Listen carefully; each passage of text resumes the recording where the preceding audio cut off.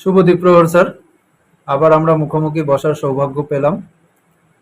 সম্প্রতি কসবাকাণ্ডে আমরা দেখতে পেলাম যে ধিক্কারজনক ন্যাক্কারজনক ঘটনার আমাদের সাক্ষী হতে হলো, দুর্ভাগ্য আমাদের।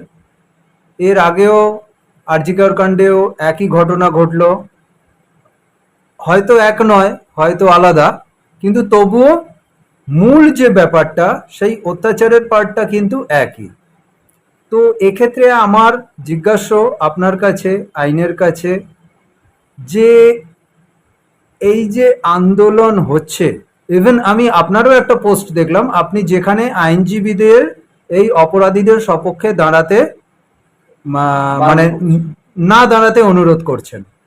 তো এখানে আমার জিজ্ঞাস্য বলুন, বক্তব্য বলুন, সেটা হলো যে আদৌ কি এই আন্দোলন করে বা যেভাবে লোকজন রাস্তাঘাটে নামছে, প্রতিবাদ করছে, এতে আদৌ কাজের কাজ কি কিছু হবে? শাস্তি কি হবে? নমস্কার, আমি অমৃত লাল ধর, অ্যাডভোকেট, হাইকোর্ট, ক্যালকাটা। যখন কোশ্চেনটা আমায় করলেন তাহলে পরিষ্কার করে বলি, এই সেম আন্দোলন হয়েছিল আপনার অভয়ের বেলায়। সবাই রাস্তায় নেমেছিল স্বতঃপ্রণোদিত ভাবে, কোনো রকম পার্টি পলিটিক্স ছাড়াই। পার্টির লোকেরাও যেরকম নেমেছিল, নন পলিটিক্যাল পার্সনরাও সেরকমই নেমেছিল। বহু বৃদ্ধা বৃদ্ধ, যুবক যুবতী, বাচ্চা সবাই মিলে নেমেছিল। কিন্তু আলটিমেটলি রেজাল্ট কি হলো? নীল, প্রায় নীলই বলা যায়। সিবিআই হলো, সিবিআই এর উপরে সেরকম ভরসা রাখা গেল না, বা সিবিআই এর যা চার্জশিট, যে পুলিশেরও চার্জশিট একই হয়ে গেল। মানে কোথাও যেন একটা মেলবন্ধন ঘটে গেছে সিবিআই আর পুলিশের মধ্যে। যদিও হাইকোর্ট দেখছেন, তত্ত্বাবধানে আছেন, হাইকোর্টে মামলা চলছে, দেখা যাক কি হয়। কিন্তু এই আন্দোলনগুলো মনে হয় না খুব একটা এফেক্ট ক্রিয়েট করে। এফেক্ট তখনই ক্রিয়েট করে যার এগেনস্টে আন্দোলন করছেন তিনি যদি মহানুভব হন বা সহমর্মী হন, বা যার মধ্যে যদি সহমর্মিতা থাকে, তাহলেই আন্দোলনগুলো একটা কাজে লাগে। কিন্তু যদি তিনি উল্টো দিকটা হন, তাহলেই আন্দোলন তার গায়ে বিন্দুমাত্র স্পর্শ করবে। আমরা দেখেছি বহুদিন ধরে অনেকেই আমরণ অনশরণে বসে আছে, অনশনে। তাতে কি কোনো লাভ হয়েছে? কোনো লাভ হয়নি, কারণ কাঁটাই তো কাটছে না। মানে গায়ে যদি আঁচড়ই না কাটে, যদি চামড়া মোটা হয়ে যায়, তাহলে আঁচড়টা কাটবে কি করে? এটাই হচ্ছে ব্যাপার। এই আন্দোলনগুলো মানুষ করছে, মানুষের স্বতঃস্ফূর্ত হোক, প্রতিবাদ হওয়া উচিত, আমি না করব না, কিন্তু এগুলো করে আলটিমেটলি রেজাল্ট আমার মনে হয় জিরো। তার কারণ, সরকার যদি মনে করে কাউকে শাস্তি দেয়াবে বা দেবে, তাহলে সেই মামলায় শাস্তি পাবে। এটা সরকারের সম্পূর্ণ সদিচ্ছার উপর নির্ভর করে। পিপি যদি ঠিকমতো কাজ করে, পিপিকে যদি স্বাধীনভাবে কাজ করতে দেয়া হয়, পিপিকে যদি বলা হয় যেভাবেই হোক শাস্তি চাই, তাহলে পিপি সেই মতো কাজ করবে। পিপির ওপর কিন্তু পাবলিক প্রসিকিউটরের উপর এই কেস কিন্তু অনেকটাই নির্ভর করে। ভালো পাবলিক প্রসিকিউটর হলে, অভিজ্ঞ পাবলিক প্রসিকিউটর হলে এই কেস জেতাটা কোনো ব্যাপার নয় সরকারের পক্ষে। আর পুলিশকে যদি স্বাধীনতা দেওয়া যায়, পুলিশ যদি চাপমুক্ত হয়ে কাজ করতে পারে, পুলিশ যদি ইনফ্লুয়েন্সিয়াল পার্সন দ্বারা ইনফ্লুয়েন্স না হয়, এবং পুলিশকে যদি স্বাধীনভাবে কাজ করতে দেওয়া হয়, তাহলে কিন্তু শাস্তি পাবে, এটুকু আমি বলতে পারি।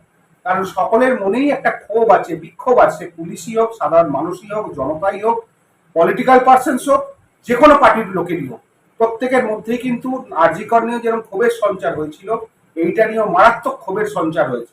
কারণ আমাদের কাছে সিপিএম, তৃণমূল, কংগ্রেস, বিজেপি সব ধরনের লোকই আসেন, সকলের সঙ্গেই আমার ওঠা বসা, আমার সঙ্গে সকলেরই রিলেশন ভালো। সবাই কিন্তু এক কথা বলে, যদিও টিভি ক্যামেরার সামনে যেহেতু পার্টিকে ডিফেন্ড করতে হবে বলে অনেকে একটু অন্যরকম বলছেন, কারণ তারা যে পার্টি সেই পার্টিকে তাদের ডিফেন্ড করতে হবে, কিন্তু তাদের ভেতরের সমবেদনা, ভেতরের কথা কিন্তু সব এক, সব কিন্তু আমাদের মধ্যে আলোচনা হয়। সুতরাং একটা কথাই বলি আমি, সরকারের সদিচ্ছা থাকা দরকার, পুলিশের সদিচ্ছা থাকা দরকার, পাবলিক প্রসিকিউটরের সদিচ্ছা থাকা দরকার। তাহলে কিন্তু এই কেস ফাঁসি হওয়াটা কিন্তু খুব একটা বড় ব্যাপার না। ফাঁসি না হলেও তার যাবজ্জীবন হওয়া দরকার। এর আগে ভাবুন তো, পুলিশ যদি সক্রিয় থাকতো, এর আগে ওই লোকটার এগেনস্টে, ক্রিমিনালটার এগেনস্টে পুলিশ পেটানো ছিল, তারপরে নারীদের উপর সম্ভ্রমানির কেস ছিল, বিভিন্ন থানায় বিভিন্ন কেস আছে, যেখানে বেল হয় না, সেখানে একদিন দুদিনের মধ্যে বেল হয়ে যায়, পরের দিনই বেল হয়ে যায়। হয় কি করে? কেসটা ঠিক মতো সাজানো হয়নি, কেসের প্রমাণ ঠিক করে দেওয়া হয়নি, তাই জন্যই বেল হয়ে গেছে। আজকে লোকে বলছে কোর্টের দোষ, কোর্ট কেন বেল দিয়েছে? আরে কোর্ট তো নির্ভর করবে পিপির ওপরে, পুলিশের ওপরে, প্রমাণ সাপেক্ষের ওপরে। কোর্টের তো দেখেছেন যে পুতুলটা আমরা আগে দেখতাম চোখ চোখ বাঁধা, কোর্টের কাছে যেটা দেবেন কোর্ট তার উপরে বিচার বিবেচনা করে বেল দিতেও পারে, নাও দিতে পারে। কিন্তু এমন কোনো কেস নিশ্চয়ই সেভাবে সাজানো হয়নি যে পুলিশের গায়ে হাত তোলার পরেও, পুলিশের গাড়ি ভাঙচুর করার পরেও এবং অন্যান্য নন বেলেবল কেস থাকা সত্ত্বেও সে বেল পেয়ে গেছে, যেদিন কেস হচ্ছে সেদিনই বা তার পরের দিন, যেটা আমরা শুনেছি আমরা। সুতরাং এই প্রভাবশালীরা যতদিন থাকবে, এর মাথায়, এই ক্রিমিনালগুলোর মাথায় যতদিন হাত থাকবে প্রভাবশালীদের, ততদিন কিন্তু এরা এইভাবেই ঘুরে বেড়াবে, এইভাবেই অপরাধ করার সাহস পাবে। এবং ওই সাউথ ক্যালকাটা ল কলেজের কিন্তু আমিও স্টুডেন্ট, আমাদের বেলায়ও কিন্তু এই রকম অন্যায় অত্যাচার নারীদের প্রতি, স্টুডেন্টদের প্রতি ছিল না। তখনও কিন্তু সিপিএম এর জমানা, তখনও গুন্ডাগার্দি হতো, অস্বীকার করে লাভ নেই। তখনও কলেজে কিছু স্টুডেন্ট থাকতো, এক্স স্টুডেন্ট বলুন বা তারা চিরকালের স্টুডেন্ট বলুন, এক্স স্টুডেন্ট যেরকম ছিল চিরকালের স্টুডেন্টরাও আসতো, মানে যারা সবসময় স্টুডেন্ট, কারণ তাদের সংগঠনটাকে দেখতে হতো। কিন্তু কোনোদিন তারা নারীদের ওপরে, স্টুডেন্টদের ওপরে অত্যাচার করেনি, বরঞ্চ তারা দেখেছে কে কি করছে না করছে, সাবধান করেছে, ডিসিপ্লিন মেনটেন করতে বলতো। এটা কিন্তু তখন সিপিএম এর জমানায় ছিল, যতই আমরা সিপিএম কে গালবন্ধ করি না কেন, যেটা পজিটিভ সেটা পজিটিভ। এই জিনিসগুলো কিন্তু সিপিএম এর জমানায়, আমি ওই কলেজ ছাত্র ছিলাম, আমি কিন্তু ফেস করেছি, এই ধরনের কোনো প্রবলেম কোনোদিন হয়নি। বরঞ্চ ইউনিয়নের দাদারা যথেষ্ট হেল্পফুল, গেলে হেল্প হয় ওদের। তখনকার কথা ছিল যে আমাদের পার্টির মিছিলে চল, এটা যে কেউ দাবি করবে, কারণ ও আমার জন্য দাঁড়াচ্ছে, আমাকে তার জন্য দাঁড়াতে হবে। পার্টির মিছিলে যাওয়াটা বা বলাটা কোনো অন্যায় নয়। এবং তখন একটাই পার্টি ছিল, এসএফআই, সিপিএম, আর কোনো কিছু ছিল না। এবং থাকলেও তাদের কোনো মাথাচাড়া হয়নি, কিন্তু কলেজটা শান্তি ছিল।